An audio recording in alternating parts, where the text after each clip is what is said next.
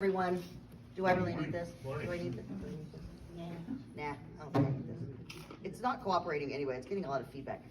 Okay, so, I'm Jeanette Fregulia, I'm a parishioner. I think I know every single person in this room, so I won't go into any more detail than that if you have questions.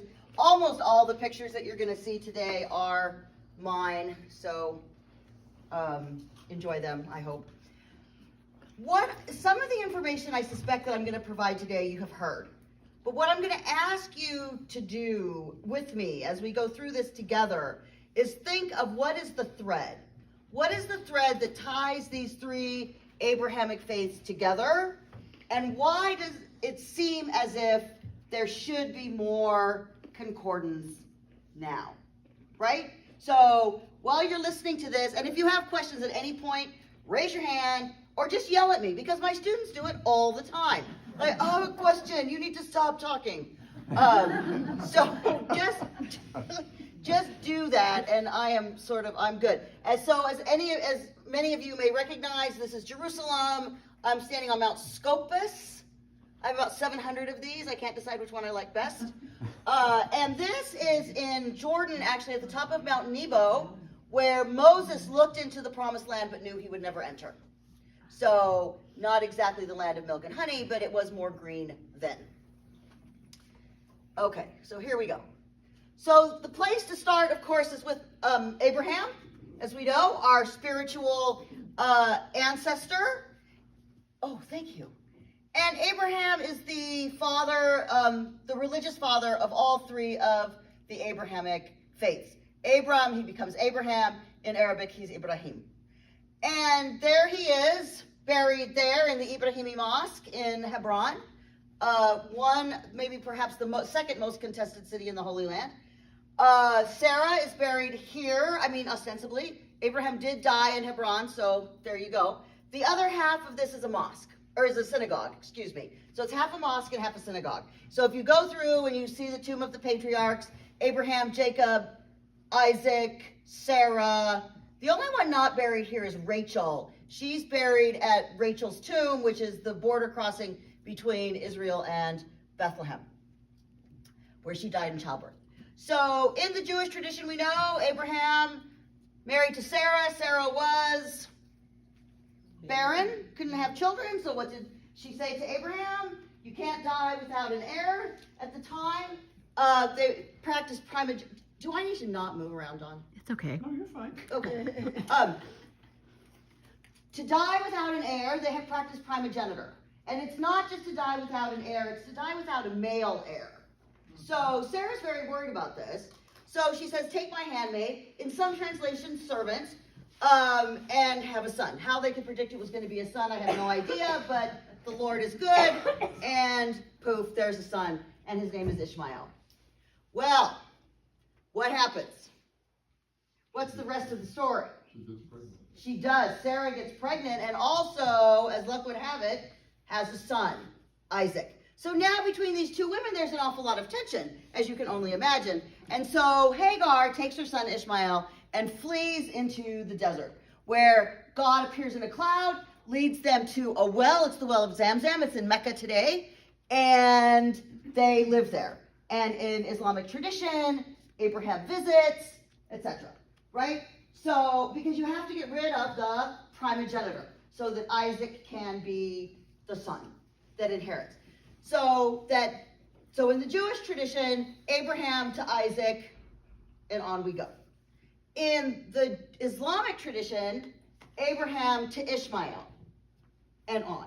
And if you read in Genesis, which I'm sure you all have, God makes a covenant and a promise to both boys, that I will make of you a great nation.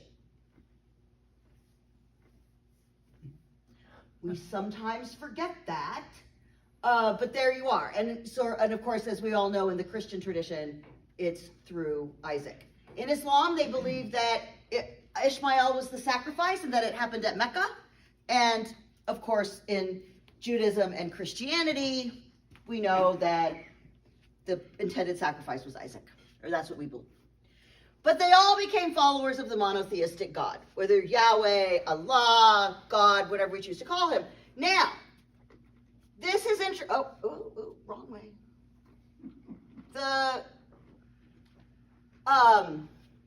Starting with the ancient Hebrews, they did not start out as monotheistic.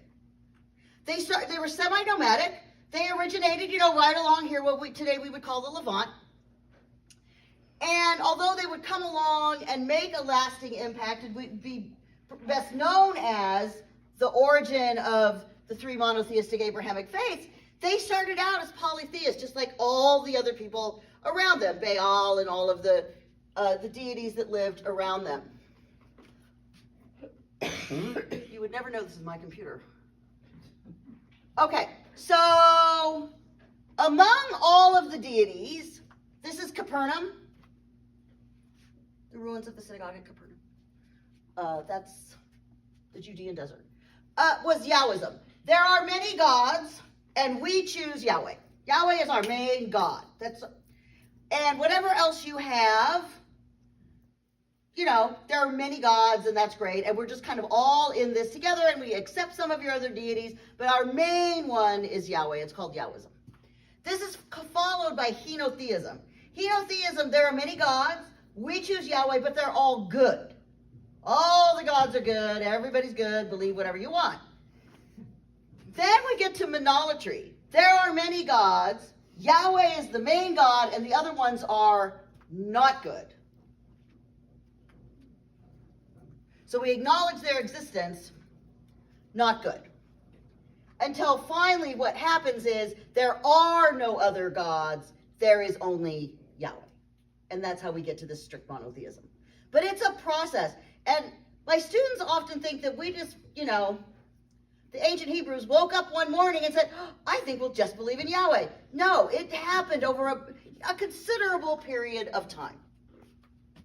And after that, it was, this is how it goes. So the early leaders of the Hebrews, Jacob, as we know, changed his name to Israel after he wrestled with the angel. I even gave you the citation. And that several groups ended up in Egypt. The Bible tells us enslaved. A workforce. They thought of slavery differently back then. I'm not saying they were well treated because, after all, they're slaves. May have helped build projects for the Pharaoh Ramses II. They're pretty impressive. And what happens? The Exodus and 40 years in the desert. Now, this is really interesting because the only written evidence we have of the Exodus is where? That's right, in this First Testament. I will use them interchangeably, Old Testament, Hebrew Bible, and First Testament. There are no Egyptian records of this event. No hieroglyphs, no nothing. Why? It's not because it necessarily didn't happen. They don't talk about their defeats. That's right. History is written by the victors. Are you gonna say? And then one day, a whole bunch of my workforce got up and left, followed by this strange guy who saw a bush burning, but it didn't burn, and visited plagues on me. Seriously? No, not going to happen. So from there to Mount Sinai, where we get the Ten Commandments. I don't want to scandalize anybody, but let me just tell you. Okay, so there's a professor at the Hebrew University in Jerusalem. His name is Benny Shannon. He's an evolutionary biologist, and he posits that Moses, like when he saw the bush burning but not burning, that the ancient Hebrews, not unlike some of our Native American communities here in the United States, used a peyote-like substance that grows in Judea to hallucinate and achieve a higher consciousness of God. So he posits that some of these experiences that Moses had was because he had ingested this on purpose to achieve that greater connection to God. The article he wrote that I give my students was Moses stoned when he got the Ten Commandments? Because, if you want to attract the attention of college students, you have to throw in things like stone. But he's a serious, when I first read this years ago, I thought he was a joke. No, he's a big deal. And, somebody asked him, well, how do you know? He said, well, I've tried it. Fabulous. That's good to know. Right. Well, you got to know your subject.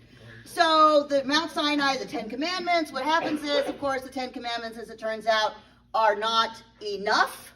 And that a lot of what we have, is that right? Did I miss one? Hang on, just give me a second. Oh no, comprised of the oral and written traditions dating from about these dates, followed later on by the laws, the wisdom literature, history, first 5 books of the Bible, the Pentateuch, also known as the Torah. From time to time in our readings, we hear about the woman at the Samaritan. I just want to tell you really quickly about the Samaritans. The Samaritan community, and they're still there. And they live in, there's a group of them at Mount Gerizim, just outside of Nablus. And the Samaritans only accept the first 5 books of the Bible. So that's the cause of the tension, is that they don't recognize any of the other literature that came later in the Jewish tradition. They only accept the first 5 books of the Bible, the Torah or the Pentateuch. So this is where that sort of tension comes from. And when we hear about the Samaritans, that's why there's so much angst. And they still struggle sort of today. Jerusalem is destroyed in 586 BCE by, of course, the Babylonians, and that the elite are taken into captivity. It's called the Babylonian captivity. And it forced the Jewish elite at the time to rethink, what does Judaism look like in exile, right? So they came in, Babylonians destroyed the temple. They started to worship in local places. They started to rethink, how does the religion look now that we cannot worship at the temple? Because, of course, all the prayers, Passover, etc., are next year in Jerusalem at the temple. And you go once a year and make a pilgrimage to the temple. Well, they can't do that right now. So they had to start to rethink. Well, lo and behold, and they feared assimilation. So that's when they started to edit some of their scriptures. That's when they started thinking, how do we worship in kind of our homes? But then, thank goodness for Cyrus, the Persian, comes along, defeats the Babylonians, and allows the Jews to return to Jerusalem. And they rebuild the temple, and that's where we get the second temple, the ruin of which you see today. And much of the Hebrew Bible was once again revised. The theological schools of Judaism appear during this time. That's the Western Wall, the ruins of the Holy of Holies. Men's side, women's side, you'll notice a huge disparity.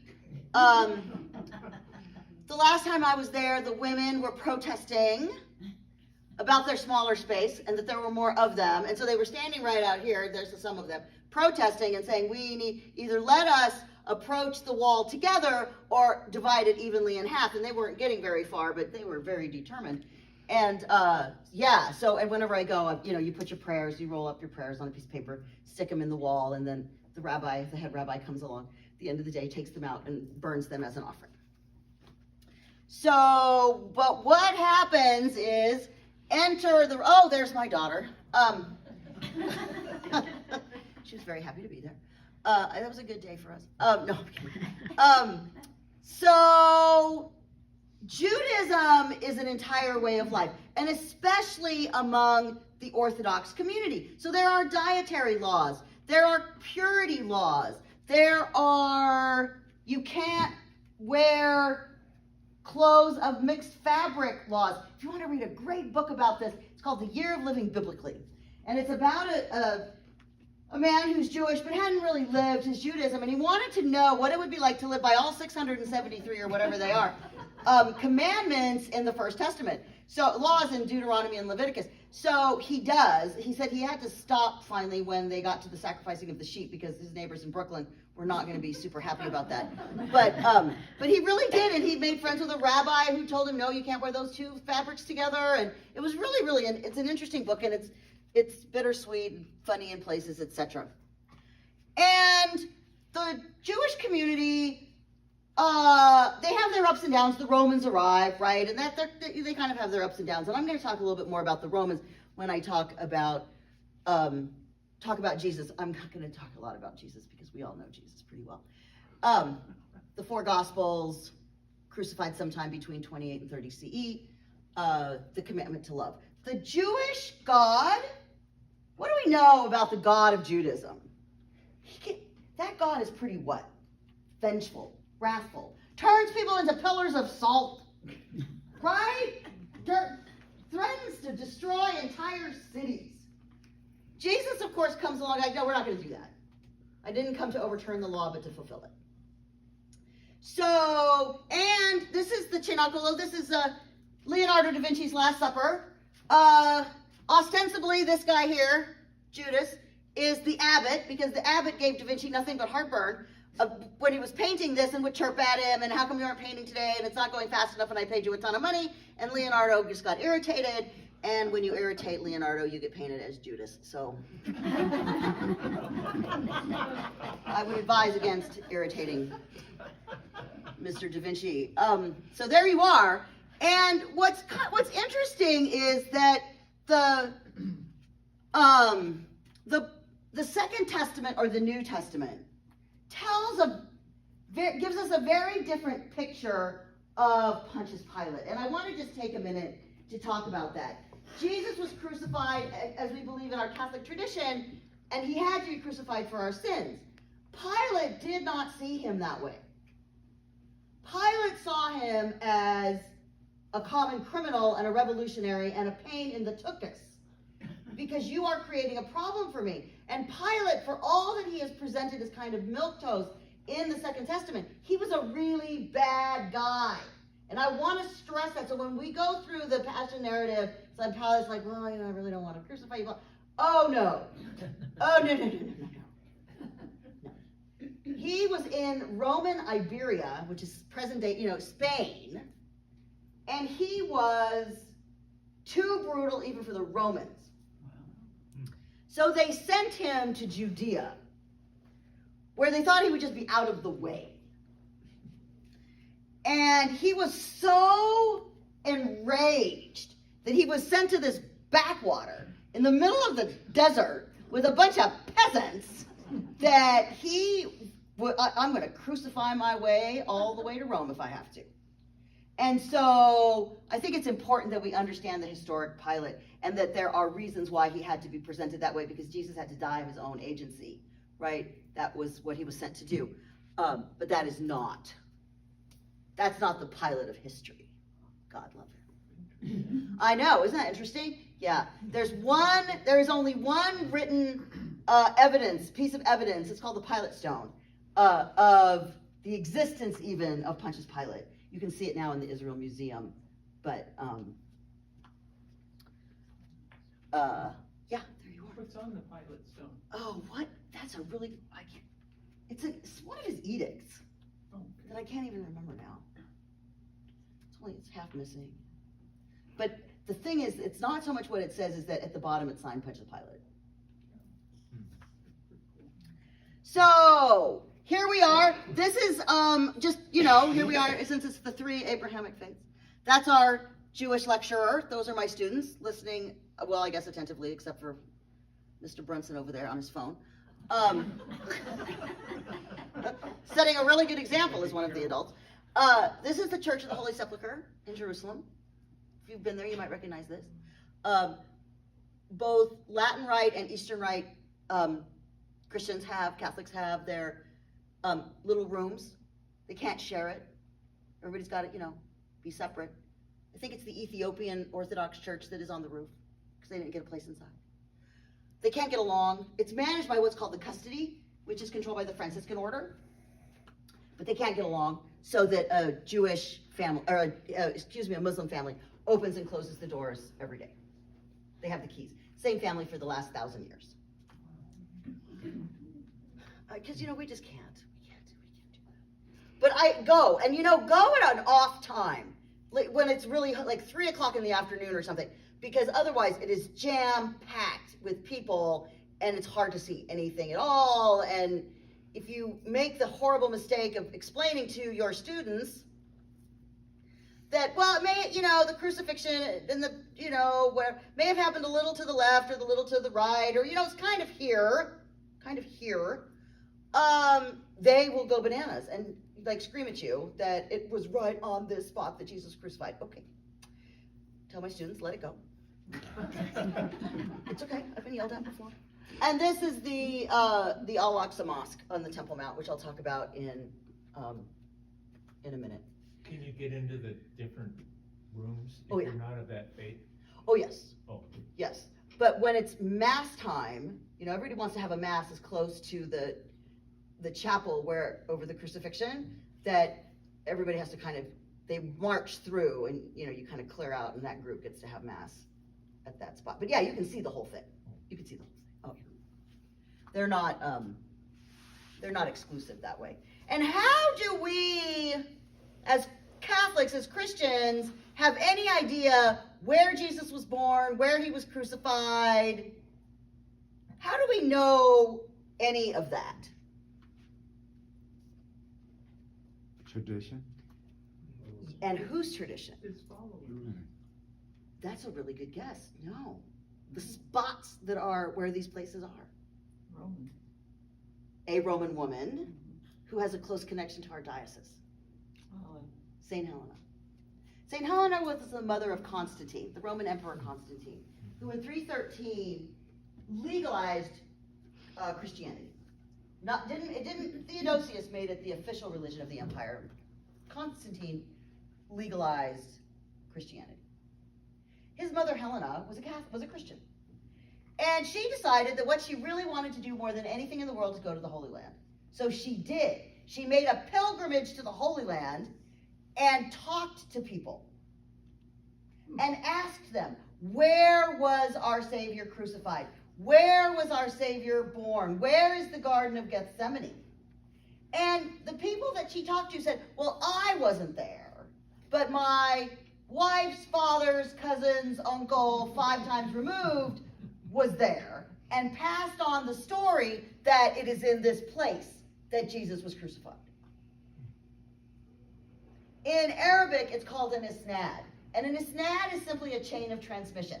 I am absolutely convinced that that's what they were giving her, was an isnad, was a chain of transmission from generation to generation, because the power of the oral tradition is so strong, and it remains so strong today in that part of the world among all 3 faiths, that I'm confident that that's what it was. And that's how we got the Church of the Holy Sepulchre, and the Church of the Nativity, and where we think the Garden of Gethsemane is, and the Mount of Olives. Well, the Mount of Olives is that was there, but does that make sense? Mm-hmm. And she probably heard it not from one person, but from Oh, yeah. many. Yes, because then she kind of went from house to house and said, well, what do you know? Oh, yeah, I know that, and let me add to this. Right? So they would kind of add on to the story. So she collected all of this stuff and then said, here is where we're going to build the church.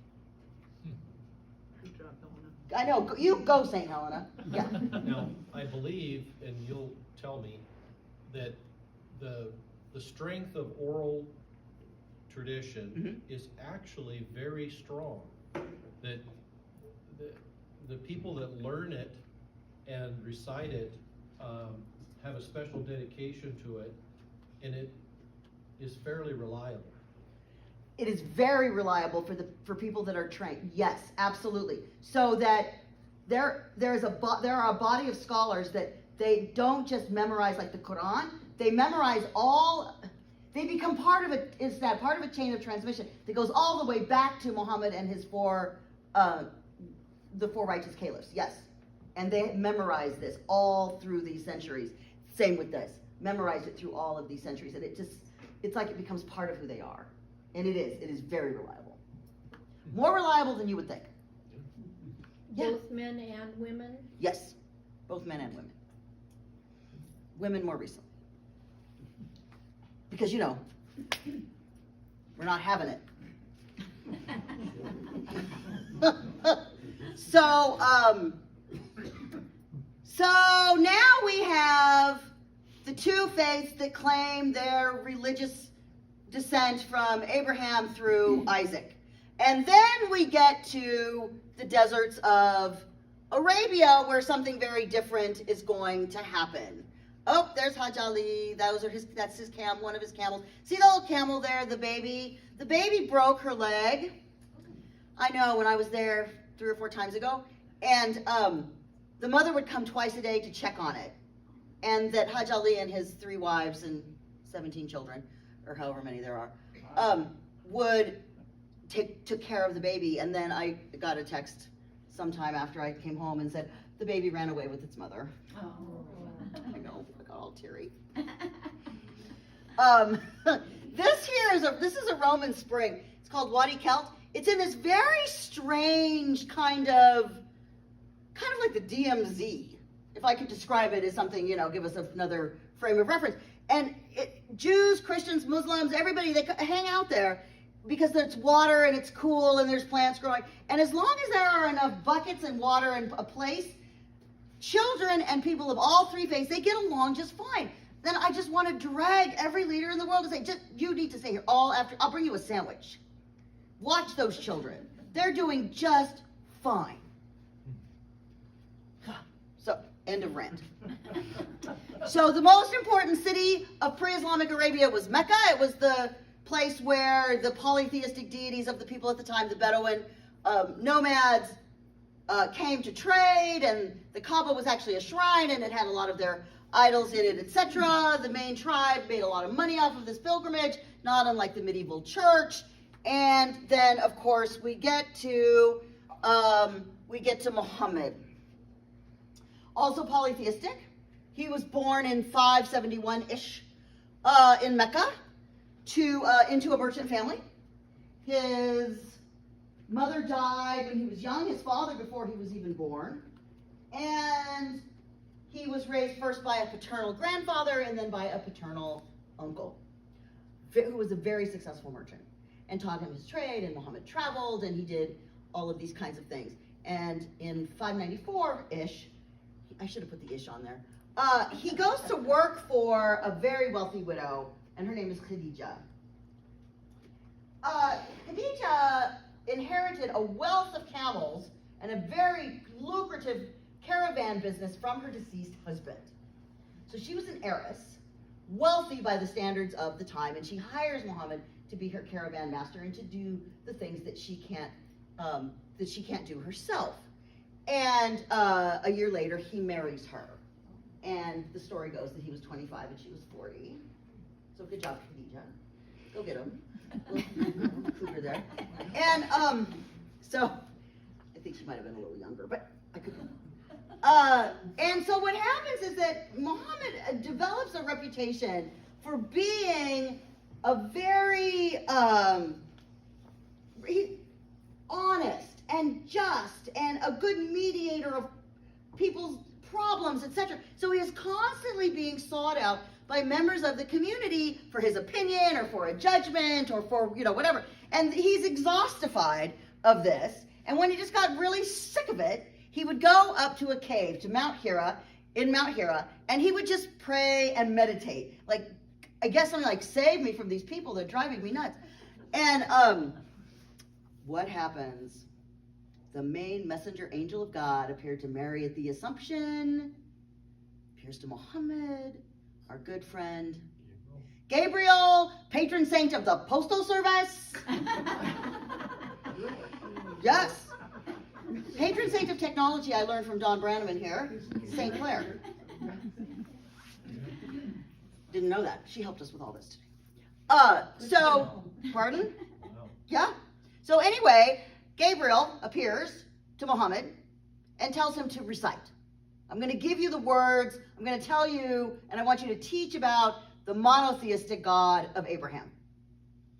Muhammad thinks, yeah, right. This is a jinni, this is an evil spirit, and he runs away. And of course, what does Gabriel do? Gets in front of him. No, you need to listen. And this goes on for a while, and this sort of tussle goes on for a while, until in about 610, Muhammad accepts that maybe this really is God or Allah speaking to him. He runs home and he tells his wife Khadija about it. She becomes his first convert. Good for her. And she takes him to her cousin, a man named Waraka. Some people will tell you he was a Christian. That is not so. He was just very well versed in all the two Abrahamic faiths at the time, because Mecca and Medina had Jewish and Christian communities in them, thriving Jewish and Christian communities in them. So he would have known a great deal about this. And so she takes Muhammad to Waraka and he says, no, absolutely, this is true, this is what I know. And so at about 613, he starts to share his revelations with the community. This causes the main tribe in the area, the tribe of Quraysh, to go bonkers. Because they are making a lot of money on that pilgrimage, right? To come and see these religious idols. And now Muhammad is saying, oh, no, no, no, no, you're all damned for believing that. And so this, a struggle ensues. And in 622, Muhammad and his followers are forced to flee to Medina, and they kind of fight their way back, that's true, back to Mecca, where they ultimately are coalesced into a monotheistic religion. They're very well organized. They manage to reconquer Mecca, and Muhammad dies in Medina in 632. I want to just tell you, you can't see it super well. I should have brought my very favorite little tool, my pointer. If you look at the top, though, on either side, the third bar from the top, you see very stylized, something very stylized. That's called the Hand of Fatima. This is in Morocco. That's in Fez, I think. And Fatima is the only one of Muhammad's daughters to have, or children, to have surviving children of their own. Fatima was married to Ali, who was Muhammad's cousin and also his son-in-law. Only one to have children. And she is the protectress of the home. And so often in Morocco, you will see that stylized piece of art, and again, it's called the Hand of Fatima, which I think is so beautiful. I want one on my door. So again, Muhammad dies in Medina, and now there's a problem. As you can only imagine, oh, nope, I'm going to come back to that. He names no successor.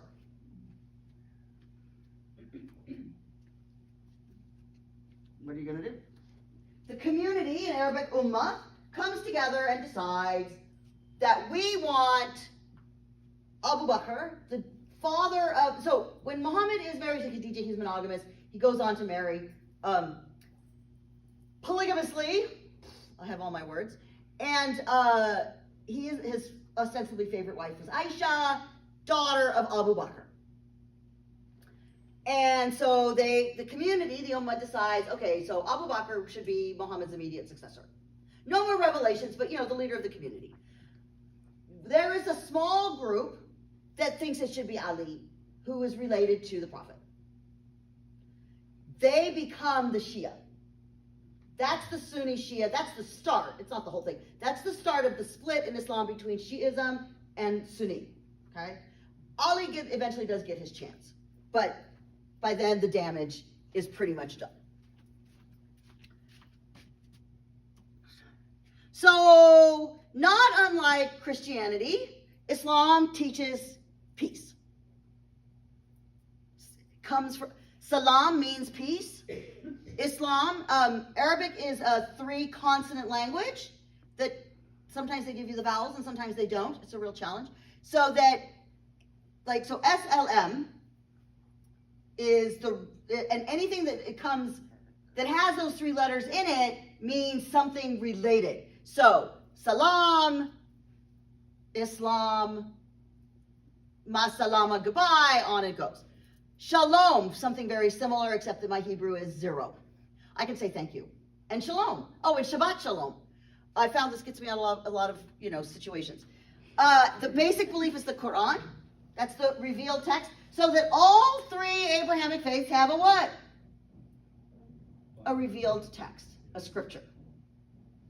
I'm hoping this is all, I hope I'm drawing this thread, pulling this thread. Unlike Catholicism, there is no central authority. No magisterium.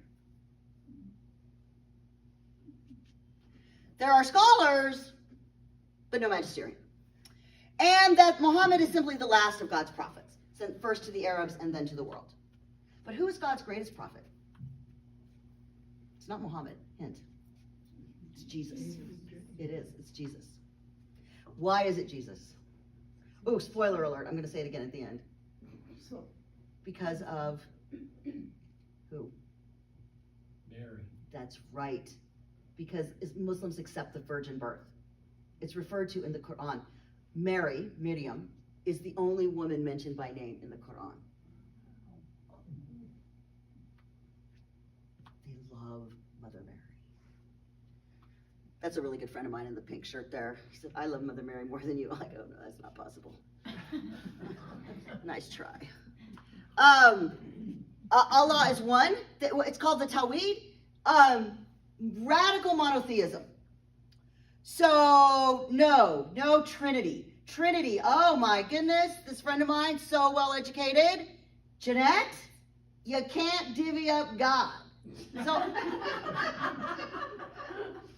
I'm practically a hostage in the middle of the Judean desert. We're going somewhere. I can't even remember, right? I'm like, I can't get out of the car. No water. And I said, okay, look. Can God do anything? Look up there. Yes, can say and do anything. I said, well, yes, of course. I said, so he can send his son if he wants to. Just looked at me. Oh, nice try. So I did not win the day, but I felt good about myself. And so so this radical idea of one God. There are prophets. If you pick up the Quran, you're going to find them. They're there. Noah. A day of judgment. Absolutely. Can do anything, has no shape or form, neither male nor female, cannot be seen or heard. So that in Islam, to approach God is to approach God through, or God speaks to us. I shouldn't say we, as people can pray directly to God, or I'm not Muslim, but Muslims can pray directly to God. But if you want to hear God, it's through an angel or you have to have an intermediary, because God does not speak directly to us. And rewards and punishes and is merciful. And there we have, Gabriel. He looks fantastic. Right? Thank you, Renaissance artists, for making him look so fabulous. To be a good Muslim, you need to do 5 things. Just follow. The profession of faith. La ilaha illallah Muhammadur Rasulullah. There is no God but God, and Muhammad is the messenger of God. Pray 5 times a day. It's kind of interesting. Part of Islamic tradition is Muhammad it's called the night journey. He traveled and through all the regions of heaven and eventually got to Allah. And that God initially said, well, I want people to pray 32 times a day or some magic number. And Muhammad's like, no, they're not going to do that. So a little bartering situation ensued, apparently, as the story goes, which keep in mind, these are merchants, right? Okay, we can have a little bargain situation. And they got it down to 5, and Muhammad said, okay, I can do that. Giving of alms or charity, it's called the zakat. It's not a tithe, it's not 10%, it's simply what you can. Fast during Ramadan, 30 days, no food, no water, no nothing between sunrise and sunset. I can do no food, but that no water. First 3 days, I am a grumpy Jeanette. And it's on a lunar calendar, so it gets 2 weeks earlier every year, so that when it falls in winter, like here in Montana, we're golden. And when it falls in summer, we're just bad. And I've kept the fast any number of times because, I'm there during Ramadan. But it's brutal, especially the water. And that one time in your life to make a pilgrimage to Mecca if you could afford it. And the Saudi government does help people that are not wealthy to make that happen. So that the 2 most holy sites in Islam are Mecca and Medina. The 3rd most holy site is right there, the Al-Aqsa Mosque on the Temple Mount in Jerusalem. When I take students, the Temple Mount is a mandatory experience. And the vendor that we work with doesn't like that because it's tense on a good day, really tense on a bad day. And so I have informed them I will simply go shopping for another vendor. So you need to make this happen. Because I want my students to see because the Western Wall, the Al-Aqsa Mosque, and the Church of the Holy Sepulchre are on top of each other. And there's no way to understand how tightly knit these 3 faiths are until you get there and you see the geography on the ground. They are right there with each other, 24/7, 365. Could you talk a minute about it's just as travelers and that, the tenseness? Is there open hostility or anything like that towards the tourists that come? Not necessarily towards the tourists, and then I'll get to you. There's open hostility because the Israelis control it, but they're not supposed to go up onto the mount itself, so they have this really brutal checkpoint that you have to go through, and they make Muslims go through it as well, and so that they feel that they are being, which they are, and often they will tell them, no, I'm sorry, and they will prevent Muslims from going up and praying in the Al-Aqsa Mosque. So, because you might be going to cause a problem. The other thing that has happened, and it's happened a couple of times, and the Israeli government, in their defense, tries to prevent it, is sometimes when you get some really, really radical Orthodox rabbis, and they'll try to go up on the Temple Mount and pray there, and they're not supposed to. They're supposed to stay away because of the tension. So, but they think it should be controlled. You know, they think they should be able to go up there with impunity, but that doesn't work. And that one of the times that people came up, this was in the 20s, there was a shooting. It was pretty, well, actually more recently than that, there was a shooting. They went into the Al-Aqsa Mosque and shot them. All right, so it could happen. There's a very slim possibility of hostility. I get the tenseness part of it, but really everybody's coming up there for religious purposes. Yeah, but if you are a vendor and you're worried about your, whatever it is, Sure. right? They try to stop it. They also don't want us to go to Bethlehem, and that's another, okay, I'll find someone else. So, because they don't want to deal with the potential of what could happen in the West Bank. I have been up there one time when somebody got arrested, and it was ugly. But every other time I've been there, it's just not a problem. So go, it's safe, go. Now? Yeah, well, no, not now. like sometime. Thank you. Like when things are better. I'm just saying when you get a chance, go, because you'll be fine. You'll be just fine. Yeah. I wanted to ask about the security, but you explained some about it already, but like, do they actually, how long does it take to get through the security and that type of stuff? If you have a group, I would recommend 45 minutes to an hour to get everybody through. And I do a dress check of everybody before we get there to make sure